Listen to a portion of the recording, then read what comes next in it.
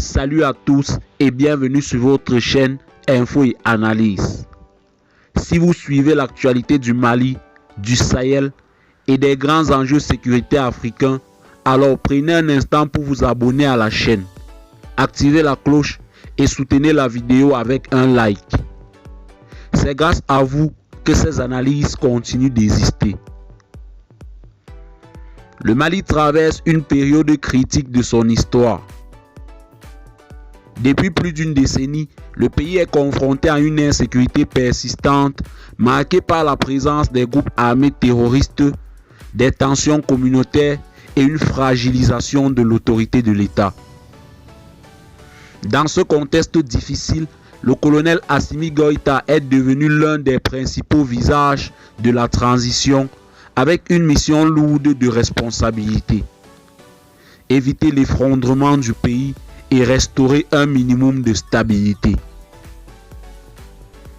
Dès les premières décisions de la transition, la question sécuritaire a été placée au centre des priorités. L'objectif affiché était clair: permettre au Mali de reprendre progressivement le contrôle de son territoire et de réduire la capacité de nuisance des groupes armés. Pour cela, les autorités ont misé sur un renforcement des forces armées maliennes, à la fois sur le plan organisationnel, opérationnel et stratégique. Sur le terrain, cette orientation s'est traduite par une multiplication des opérations dans les zones les plus exposées. L'armée malienne n'a plus uniquement répondu aux attaques, mais a cherché à anticiper, à sécuriser des axes clés et à perturber les mouvements des groupes armés.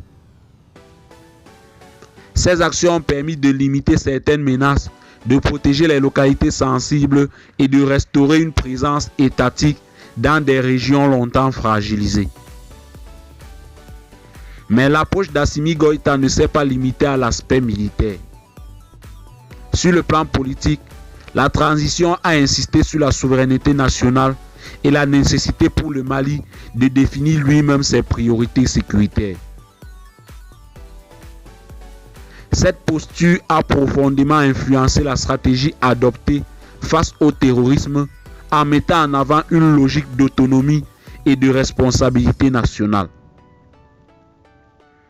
Dans ces différentes prises de parole, le colonel Assimi Goïta a également insisté sur l'unité nationale et la résilience du peuple malien.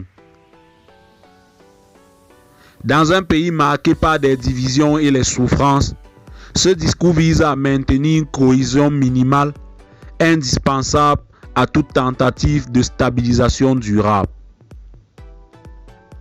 Il serait toutefois exagéré de parler de victoire définitive.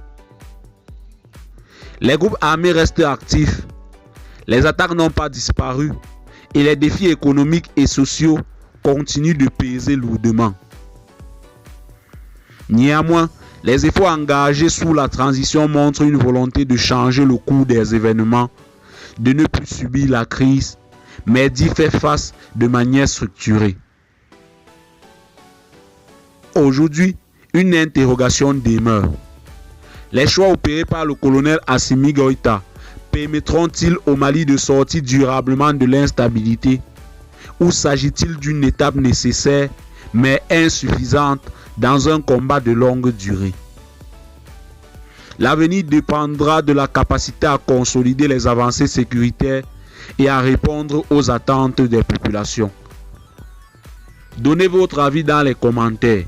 Pensez-vous que la stratégie actuelle peut réellement sauver le Mali et l'insécurité chronique? Si cette vidéo vous a apporté de la valeur, abonnez-vous, likez et partagez autour de vous. À très bientôt pour une nouvelle analyse.